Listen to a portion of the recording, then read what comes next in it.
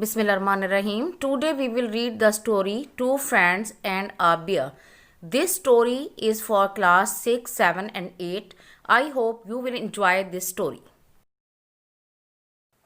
Once upon a time there lived two friends in a village.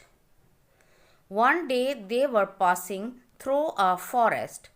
They were talking about their journey.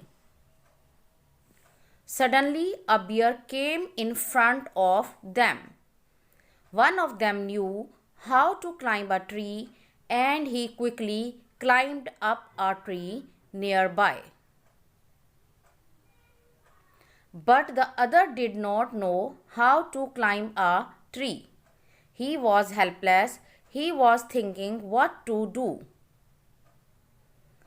He heard that bear did not touch a dead man. So he lay down on the ground like a dead man. Then the bear came near the man. It thought it was dead. So it smelled his nose, mouth, and ears. The bear went away and the man got relief, saving his life. What did the bear whisper in your ear? The friend replied, the bear told me not to trust a false friend. Moral is, a friend in need is a friend indeed. I hope you enjoyed this video. If you like this video, please hit the like button and subscribe my channel. Thank you.